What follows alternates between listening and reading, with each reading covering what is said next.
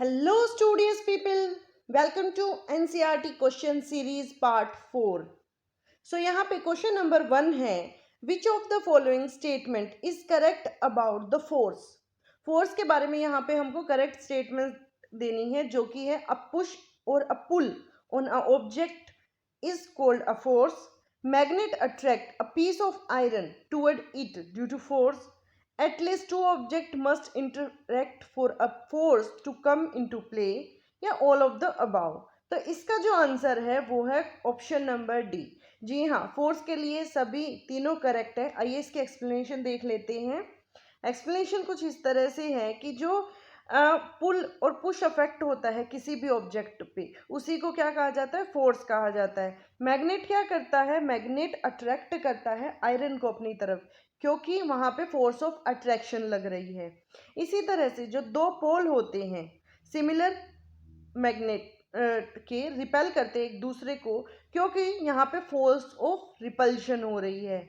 और कम से कम जो दो ऑब्जेक्ट होते हैं वो इंटरेक्ट करने चाहिए for a force to come into play. यानी किसी चीज को, मतलब किसी के अंदर फोर्स दिखाने के लिए हमें कम से कम दो ऑब्जेक्ट की जरूरत होती है। जो इंटरेक्शन होता है एक ऑब्जेक्ट का दूसरे ऑब्जेक्ट के साथ, वही क्या होता है, फोर्स होता है। आई होप आपको यहाँ तक समझ में आया होगा। Now the next question is which of the following is a contact force। Contact force क्या होती है, यानी हम जब किसी के कॉन्टैक्ट में आते हैं, किसी के संदर्भ में आते हैं, तो muscular force, frictional force, muscular या फ्रिक्शनल दोनों ही, या फिर मैग्नेटिक फोर्स। तो इसका आंसर है ऑप्शन नंबर सी। जो हमारी मस्कुलर और फ्रिक्शनल होती है दोनों ही कॉन्टैक्ट में आने से ही होती हैं। इसके एक्सप्लेनेशन देख लेते हैं, ये क्यों होती है कि जो मस्कुलर और फ्रिक्शनल होती है वो इसलिए होती है कि वो अप्लाई की जाती है ये फोर्स किसी ऑब्जेक्ट पे, मतलब जब वो एक दूसरे के कांटेक्ट में आते हैं। जबकि जो मैग्नेटिक फोर्स होती है वो नॉन कांटेक्ट फोर्स होती है, और ये क्या करती है, इसे ही फील्ड फोर्स भी कहा जाता है। नॉन कांटेक्ट फोर्स को फील्ड फोर्स भी कहा जाता है। और जो मैग्नेट होता है, मैग्नेट अट्रैक्ट और रिपेल करता है एक दूसरे को, come into its magnetic field without touching physical contact. यानी वो एक दूसरे को मैग्नेटिक फील्ड में ही क्या करते हैं, अट्रैक्ट करते हैं।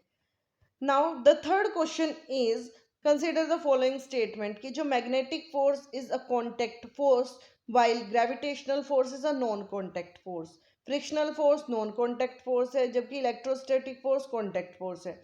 थर्ड इज द जो इलेक्ट्रोस्टैटिक फोर्स और मैग्नेटिक फोर्स दोनों ही नॉन कॉन्टेक्ट फोर्स है। और फोर्थ जो है मस्कुलर फोर्स और फ्रिक्शनल फोर्स, वो क्या है, कॉन्टेक्ट फोर्सेस है। तो यहाँ पे आइए देखते हैं कि कौन सा करेक्ट है। तो यहाँ पे ऑप्शन नंबर बी, यानी थर्ड एंड फोर्थ, कि मैग्नेटिक और इलेक्ट्रोस्टैटिक फोर्स क्या होती है, नॉन कॉन्टेक्ट फोर्स होती है, और मस्कुलर और फ्रिक्शनल कॉन्टेक्ट फोर्सेस होती है। जैसे कि अभी बताया था कि फोर्स क्या होती है, जब किसी के ऊपर अप्लाई की जाए डायरेक्टली, उसे कहा जाता है कॉन्टेक्ट फोर्स। और मस्कुलर और फ्रिक्शनल उसके एग्जाम्पल है। नॉन कॉन्टेक्ट फोर्स जब वो डायरेक्टली किसी के साथ कॉन्टेक्ट में नहीं आ रही हो, फिजिकली किसी के साथ कॉन्टेक्ट में नहीं आ रही है, तो वो कैसे, जैसे कि मैग्नेट हो गया। मैग्नेट को क्या होता है, आयरन दूर पड़ा रहता है लेकिन वो अपनी तरफ खींचता है, तो वो इसके कांटेक्ट में नहीं आया। ऐसे ही इलेक्ट्रोस्टैटिक फोर्स जो होती है, जो चार्ज होता है, या फिर हम कह सकते हैं अनचार्ज बॉडी, चार्ज और अनचार्ज बॉडी और ग्रेविटेशनल फोर्स, ये जब आपस में होते हैं तो जो दो मासेस के बीच में कांटेक्ट होता है उसे कहा जाता है नॉन कांटेक्ट फोर्स।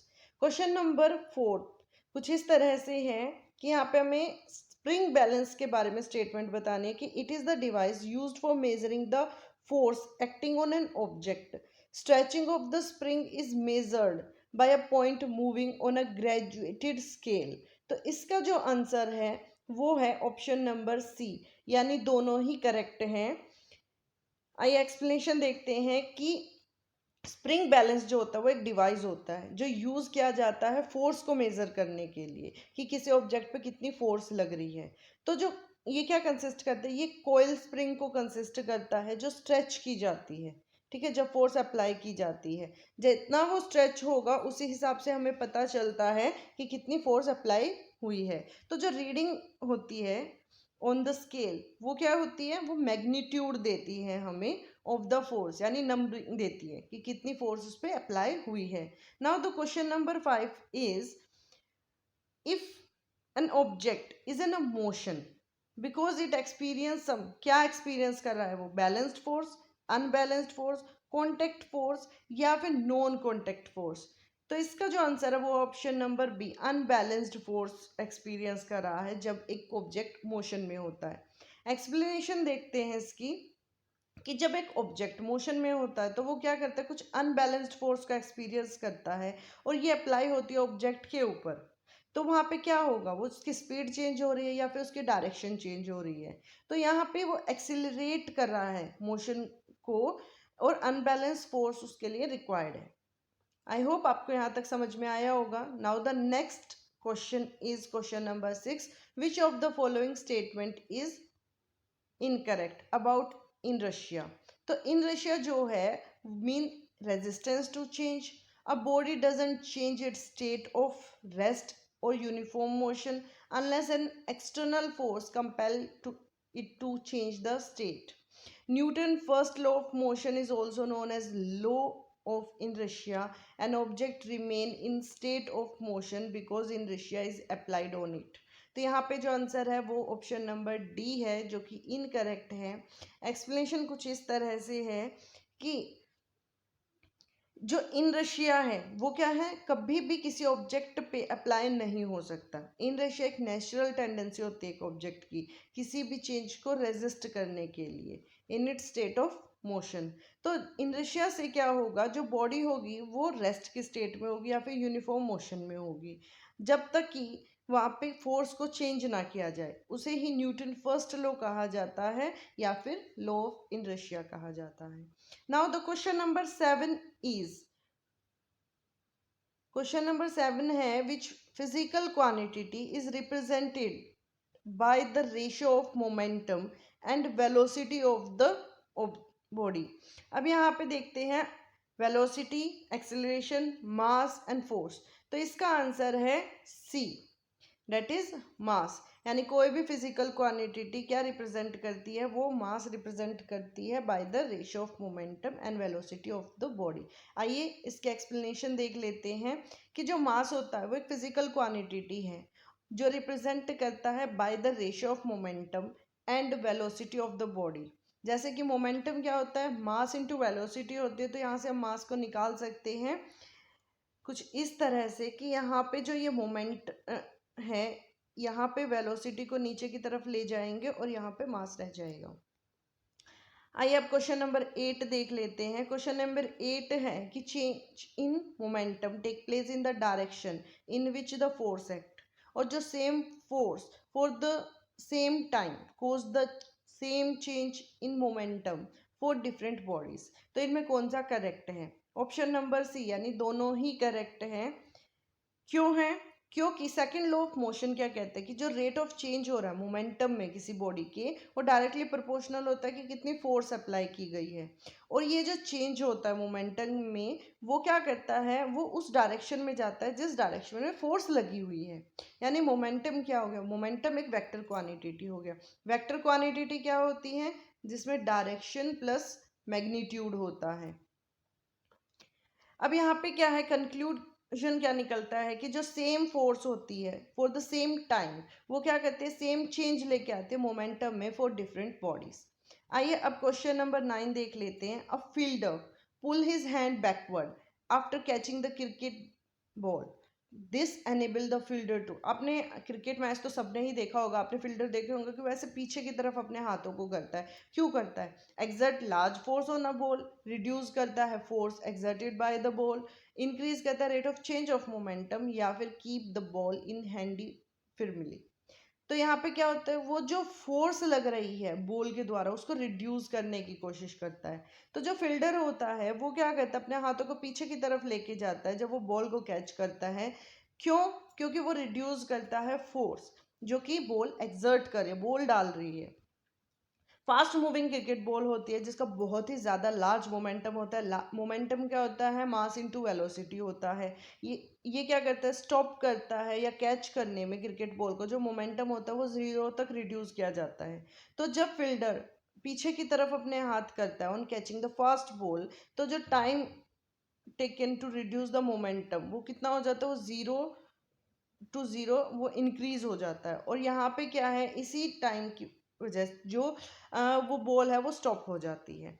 जो रेट ऑफ चेंज हुआ मोमेंटम में बॉल की, वो डिक्रीज होता है और स्मॉल फोर्स एक्सर्ट की जाती है on the hand of player. तो यहाँ पे क्या है, प्लेयर का जो हाथ होता है वो हर्ट नहीं होता। अदरवाइज इतनी फास्ट मूविंग बॉल अगर हमारे से सीधा जाके टकराती तो क्या होता, उससे हमारे हाथों के वो बीचों बीच भी निकल सकती थी या हमारी कोई हड्डियां टूट सकती थी। आइए क्वेश्चन नंबर 10 देखते हैं। विच of the following is not an example of Newton third law. Newton third law की बात कर लेते हैं। Recoiling of gun, motion of a boat as the sailor jump, break ice by a single blow of karate player and walking on the road। तो यहाँ पे इसका जो आंसर है वो है option number C. Option number C क्या था, breaking ice by a single blow of karate player. ठीक है, जो मतलब आइस की जो हमारी ब्रिक होती है उसको हाथों से तोड़ देते हैं। तो आइए देखते हैं इसकी एक्सप्लेनेशन कि किस तरह से होता है। कि जो कराटे प्लेयर होता है वो ब्रेक करता है आइस को विद द सिंगल ब्लो, एक ही बार में वो स्ट्राइक करता है आइस को अपने हाथ से बहुत ही फास्ट, और लार्ज मोमेंटम की वजह से वो क्या होता है, रिड्यूस हो जाता है टू ज़ीरो, और एक्सर्ट करता है एक large force on the ice, जिस जो कि एग्जांपल है न्यूटन की सेकंड लॉ ऑफ मोशन का। ठीक है, यहाँ पे जो rate of change of momentum हुआ है वो इक्वल किसके है, फोर्स जो उसने अप्लाई की थी। तो जब रिकॉइलिंग होती है गन की, या मोशन होता है बोट का, या सेलर जंप करता है, या हम रोड पे वॉक करते हैं, तो ये होते हैं न्यूटन थर्ड लॉ के एग्जांपल्स। क्योंकि यहाँ पे जो रिएक्शन फोर्स होती है वो इन्वॉल्व होती है, यानी action reaction. Every action has an equal and opposite reaction, ये होती है न्यूटन थर्ड लॉ। आइए अब क्वेश्चन नंबर 11 देख लेते हैं कि यहाँ पे न्यूटन थर्ड लॉ के बारे में कौन सी स्टेटमेंट इनकरेक्ट है। The stone exert a force on the earth. A billiard ball strike a rigid wall and get reflected without any change in speed. Action and reaction force act on the same body. तो आइए यहाँ पे देख लेते हैं। यहाँ पे option number सी यानी सिर्फ थर्ड वाला गलत है, बाकी दोनों करेक्ट है। तो इसके एक्सप्लेनेशन कुछ इस तरह से, जब भी एक बॉडी एक्सर्ट करती है फोर्स को ऑन अनदर बॉडी, तो यहाँ पे जो सेकंड बॉडी होती है वो क्या करते हैं, इक्वल और अपोजिट फोर्स लगाते हैं ऑन द फर्स्ट बॉडी। तो जो फोर्स एक्सर्ट की जाती है फर्स्ट बॉडी के द्वारा ऑन द सेकंड बॉडी, उसे ही एक्शन कहा जाता है। और जब force second body first body पे लगाते हैं उसे ही रिएक्शन कहा जाता है। यानी मान लीजिए यहाँ पे सोनू खड़ा है, यहाँ पे मोनू खड़ा है, सोनू ने मोनू को धक्का दिया, मोनू ने सोनू को, तो यहाँ पे क्या होगा, दोनों ही एक इधर जाके गिरेगा, एक इधर जाके गिरेगा। तो यानी क्या हो रहा है, यहाँ पे इक्वल एंड अपोजिट रिएक्शन हो रहा है। तो यहाँ पे जो एक्शन और रिएक्शन होती है वो दो डिफरेंट बॉडीज होती हैं, ध्यान रखिएगा, दोनों सिमिलर नहीं होती हैं। Now the question number 12 is कि फ्रिक्शनल फोर्स के बारे में क्या गलत है। ये always act on all the moving object, its direction always opposite to the direction of motion, friction between water and board bring it to the stop, once rowing it stopped, friction cannot change the state of motion। तो option number D is the incorrect explanation कुछ इस तरह से कि जो force है वो change करती है स्टेट ऑफ मोशन को, क्योंकि जो ऑब्जेक्ट है वो क्या कर रहा है, moving on the ground stop after some time, मतलब चल चलते धीरे धीरे वो फ्रिक्शन से क्या होता है, तो बंद हो जाता है। जैसे कि आपने देखा होगा बच्चे कारों को क्या करते हैं, जब खेलते हैं तो वो थोड़ी दूरी पे जाने के बाद वो कार क्या होती है, स्टॉप हो जाती है। वो किस वजह से होती है, वो फ्रिक्शन की वजह से होती है। आइए अब हम यहाँ पे देखते हैं क्वेश्चन नंबर 13। इसमें बताया गया with the reference of friction, यहाँ पे हमें कुछ स्टेटमेंट दी गई है और हमें उनमें से करेक्ट बतानी है। तो the force of friction always opposite the applied force, force of friction increase होगी if two surface are pressed harder, friction is caused by the irregularity of two surface in contact। तो यहाँ पे हम देख लेते हैं कि ऑप्शन नंबर सी तीनों ही करेक्ट हैं। इसकी एक्सप्लेनेशन कुछ इस तरह से है। जो फोर्स ऑफ फ्रिक्शन होती है वो हमेशा अपोज करती है अप्लाइड फोर्स को, ये डिपेंड होती है smoothness of the contact surface की। जो फ्रिक्शन होती है वो किस वजह से होती है, वो इरेगुलरिटी की वजह से होती है दो सरफेस के बीच में जो कि कांटेक्ट में आए हैं। इवन जो सरफेस होता है जो स्मूथ अपीयर होता है वो क्या करता है, उसमें कम इरेगुलरिटी होती है। Interlocking of this irregularity give rise to the friction. अब जब ये इंटरलॉक होता है इरेगुलरिटीज का, तो वो क्या होती है, फ्रिक्शन अपोज करती है। तो यहाँ पे अगर दो सरफेस प्रेस्ड हार्डर, यानी मान लीजिए आप दो सरफेसेस को हार्डर प्रेस करते हैं, तो इरेगुलरिटी इंटरलॉक कर जाती है to each other more strongly, and as a result for the force of friction will increase. इसका एक एग्जांपल आपको मैं देती हूँ। मान लीजिए ये आइस है, ठीक है, ये आइस क्यूब है। जब आप दो आइस क्यूब को एक साथ अपने हाथों से प्रेस करते हैं, तो वो क्या होगी, वो एक दूसरे में इंटरलॉक होके एक बन जाती है उनकी हीट की वजह से। तो आप करके देखिएगा, ये एग्जांपल बहुत ही इजी है, इजीली अवेलेबल हो जाता है। अब देखिए क्वेश्चन नंबर 14। क्वेश्चन नंबर 14 है कि arrangement correctly represent the decreasing order of different type of friction involve. Rolling, static sliding, static sliding rolling, rolling sliding static, sliding static rolling. तो यहाँ पे option number C is the correct. पहले static, sliding and rolling. और ये वाला C TET में question हर बार आता है, तो आप इसको ज़रूर ध्यान से कर लीजिएगा, स्टार मार्क लगा लीजिएगा, बहुत ही इम्पोर्टेंट है।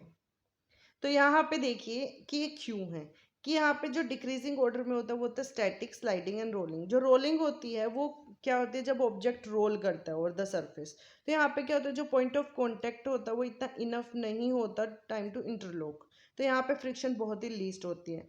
फिर स्लाइडिंग, स्लाइडिंग में क्या होता है, जब भी आप किसी चीज़ को स्लाइड करते हो तो एक टाइम के बाद जाके वो रुक जाती है, यानी वहाँ पे क्या है, जो रोलिंग होती है उससे ज़्यादा रहती है इसमें, बट लेस देन स्टैटिक, लेकिन स्टैटिक से कम रहती है, क्योंकि यहाँ पे ऑलरेडी बॉडी मोशन में है।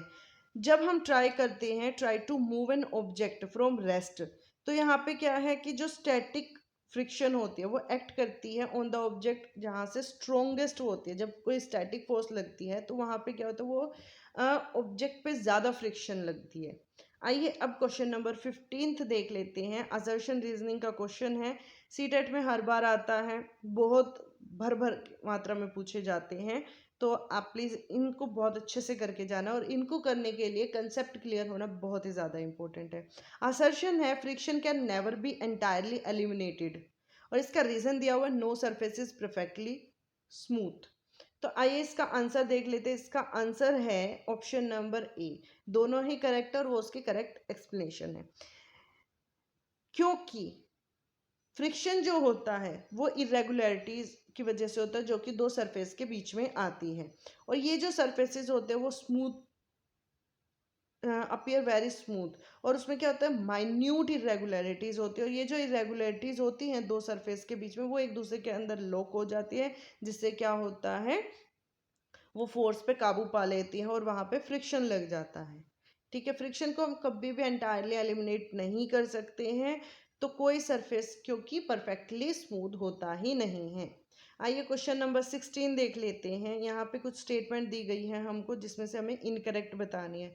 जब one body roll over the other surface, जब एक बॉडी दूसरी के ऊपर रोल हो रही है, तो the resistance to its motion is rolling friction. तो वहाँ पे जो रेजिस्टेंस होगी वो रोलिंग फ्रिक्शन होगी, ऑब्वियसली बात है, करेक्ट है। स्लाइडिंग फ्रिक्शन हमेशा स्मॉलर होता है देन रोलिंग फ्रिक्शन से। आप बताइए ये सही है या गलत है। तो यहाँ पे क्या है, सिर्फ दूसरे वाला इनकरेक्ट है, क्योंकि वो क्या होते हैं, ज़्यादा होती है। तो यहाँ पे देख सकते हैं हम कि स्लाइडिंग फ्रिक्शन जो होते हैं वो रिप्लेस्ड होते हैं bye rolling in most machines by use of ball bearing.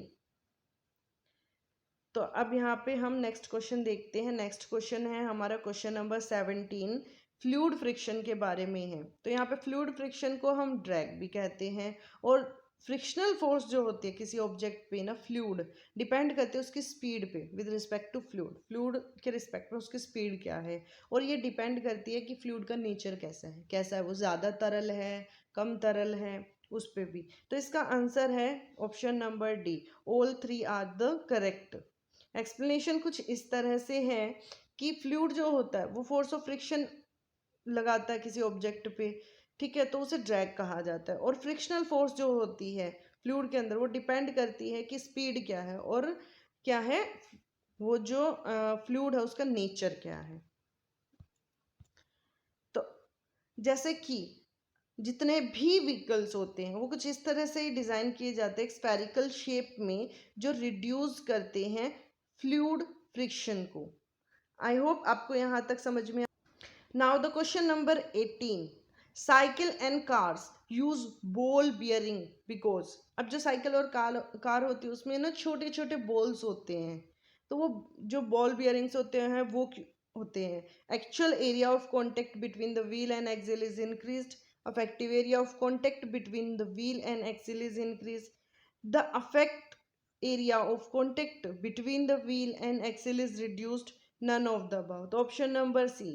तो यहाँ पे इसका एक्सप्लेनेशन है कि जो साइकिल और कार्स होते हैं वो बॉल बियरिंग यूज करते हैं क्योंकि जो अफेक्टिव एरिया होता है कॉन्टेक्ट का व्हील और एक्सिल के बीच में वो रिड्यूस किया जा सके। जो फ्रिक्शनल फोर्स होती है वो डायरेक्टली प्रोपोर्शनल होती है effective area of the contact की। So it is also get reduced. तो यहाँ पे ये चीज़ आप अच्छे से देख लीजिएगा कि जो फ्रिक्शनल फोर्स होती है वो किसके डायरेक्टली प्रोपोर्शनल होती है, अफेक्टिव एरिया ऑफ कॉन्टेक्ट की। Now the question number 19, a Batman hit a cricket ball which then roll on a level ground after covering a short distance. So the ball come to rest. The ball slow to stop. क्यों क्यों होता है ऐसा? क्या batsman didn't hit the ball hard enough, या velocity proportional होती है force exerted on the ball, there is a force on a ball opposing the motion, या there is a no unbalanced force on the ball so the ball would try to come to rest. Option number C is the correct answer.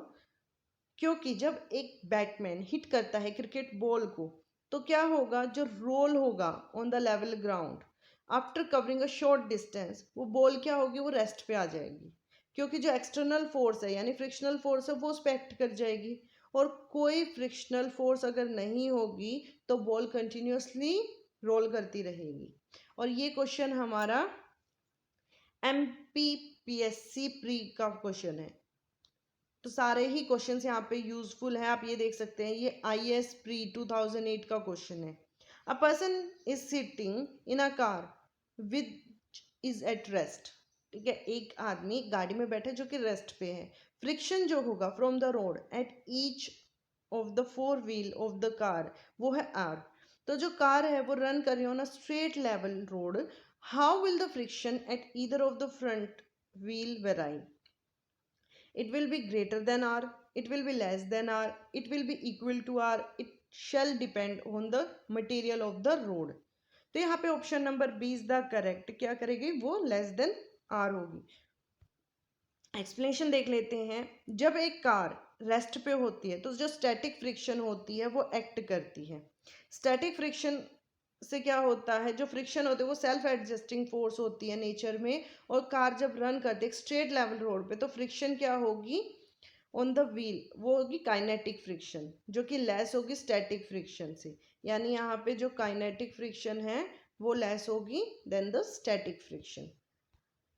So I hope आपको content अच्छा लगा होगा। अगर आपको अच्छा लगा तो please like share and subscribe. मिलते हैं जल्दी ही इसके नेक्स्ट पार्ट के साथ। प्रैक्टिस करते चलिए, कंसेप्ट को क्लियर करते चलिए। तब तक के लिए बाय।